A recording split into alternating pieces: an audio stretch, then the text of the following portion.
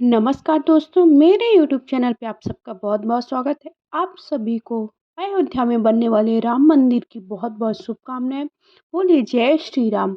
तो अगर आप सब देखिए ये तो पॉसिबल नहीं है कि सभी लोग हम राम मंदिर की प्राण प्रतिष्ठा में पहुँच सकें। तो किसी कारणवश अगर आप घर नहीं पहुँच सकते तो घर पर आप कैसे राम जी की प्राण प्रतिष्ठा बिठा सकते हैं, कैसे पूजन कर सकते हैं 22 जनवरी को। इसका वीडियो पहले चैनल पर अपलोड हो चुका है, अगर आप सबने नहीं देखा है तो लिंक आप सबको डिस्क्रिप्शन बॉक्स पर मिल जाएगी। तो अयोध्या में राम मंदिर का काम तो बहुत ही तेज़ी से चल रहा है। 22 जनवरी को प्रधानमंत्री नरेंद्र मोदी भव्य समारोह में राम भगवान की प्राण प्रतिष्ठा मंदिर में स्थापित करेंगे। इस दिन का साक्षी बनने के लिए हजारों लोग अयोध्या नगरी में पहुंच रहे हैं। तो इस दिन को बहुत ही उत्साह के साथ, जैसे लक्ष्मी जी की दिवाली हम लोग जैसे दिवाली मनाते हैं, वैसे ही दिवाली की तरह ही हमें ये राम दिवाली भी मनानी है। बहुत सारे दीपक प्रज्वलित करने हैं। अब सवाल आता है कि पूजा तो ठीक है आप कर लेंगे, लेकिन अगर आपके घर पर जो अयोध्या से आए हुए अक्षत आए हैं, पीले चावल अगर आपको मिले हैं तो उनका आपको क्या करना है, ये मैं इस वीडियो में आप सबके साथ शेयर करनी है। और वो जो पंचदीप आपको कम से कम 5 दीपक अवश्य प्रज्वलित करना है। एक अखंड दीपक जलाना जो पूरी रात्रि जलना चाहिए। राम जी की पूजा करें, नहीं आप प्राण प्रतिष्ठा स्थापित कर सकते हैं तो राम जी का पूजन सुबह के वक्त करें, शाम के वक्त करें। जैसे आप लक्ष्मी पूजन करते हैं वैसे ही आपको राम जी का पूजन अवश्य करना चाहिए। तो पूजन आपको कैसे करना है ये तो मैंने पहले ही आप सबको बता दिया है।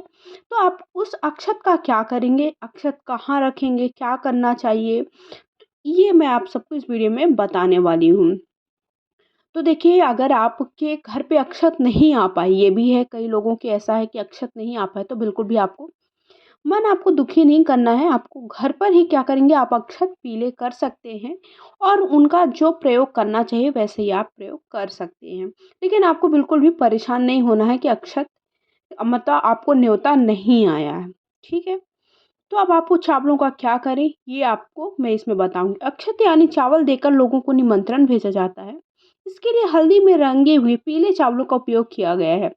तो अक्षत का विशेष स्थान है धर्म में, और कोई भी पूजा पाठ में हम अक्षत के बिना पूरा नहीं मान्य होता है। अगर आपके पास कई बार ऐसा होता है कि कोई चीज़ें नहीं है, तो उसके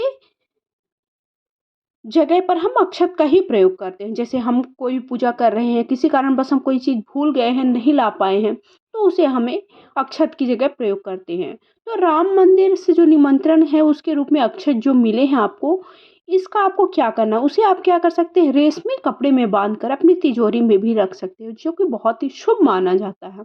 इससे आपके घर में हमेशा बरकत बनी रहेगी, लक्ष्मी की कभी कमी नहीं होगी और भगवान श्री राम का आशीर्वाद आपको प्राप्त होगा।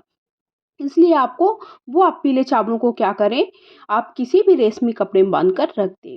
ऐसा करने से मंगल और चंद्र दोनों ही सक्रिय होकर लक्ष्मी योग का निर्माण करते, घर में खुशियां आती हैं। चावल शुक्र ग्रह का प्रतिनिधित्व करता है, इसलिए शुक्र ग्रह से धन व वो लक्ष्मी समस्त भौतिक सुख सुविधाएं भी प्राप्त होती हैं।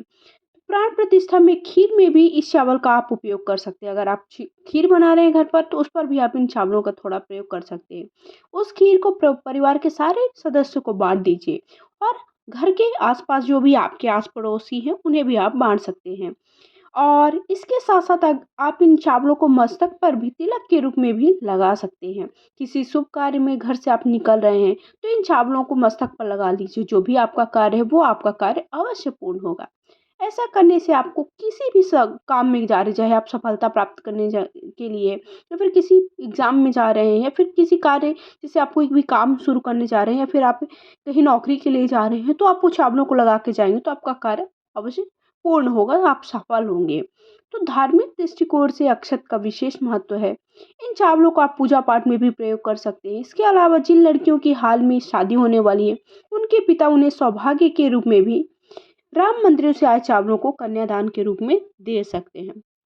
तो देखिए, इस तरह से आपको जो अक्षत प्राप्त हुए हैं, जो अक्षत निमंत्रण के रूप में अयोध्या से आए हैं, उन अक्षतों को आपको क्या क्या प्रयोग करना है मैंने आपको बता दिया है।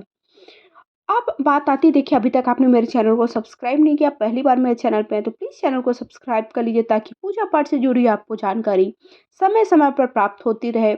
और साथ ही साथ बेल आइकन को दबा लीजिए, ताकि लिंक आपको मतलब बार बार सर्च ना करना पड़े मेरे चैनल का नाम, और वीडियो को बहुत ज़्यादा लोगों के साथ शेयर करिए ताकि ये राम जो धुन है वो सबके पास तक पहुँच सके, कोई भी इससे वंचित ना रहे कि इन अक्षतों को आपको क्या करना है।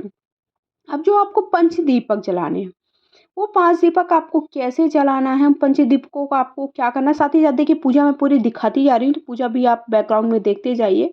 पूजा कैसे करनी है, क्या करना है, ये सारी चीज़ें मैं दिखाती जा रही हूँ। तो पंच दीपक, एक दीपक जो आपको अखंड दीपक जलाना है देखिए, वो आपको तेल का भी जला सकते हैं, घी का देखिए जलाना थोड़ा पॉसिबल नहीं होता, तो आप तेल का जला लीजिए। तो वो आपको रात भर जला करके रखना। जो 5 अलग से दीपक जलाने, वो आपको कहाँ-कहाँ रखना अनिवार्य है। अब बात आती है कि हमें कितने दीपक, तो आपको 5 दीपक जलाना है। 5 दीपक जलाना बहुत ही शुभ माना जाता है। अक्षत के लिए तो मैंने बता दिया कि आपको अक्षत कहाँ क्या करना है। तो एक राम दीपक है जो आपको, वो राम ज्योत है वो आपको जलानी है। आप पतले तेल की या सरसों तेल की जला सकते हैं, वो बड़ा दीपक जलाना है क्योंकि वो रात भर अखंड दीपक जलना चाहिए।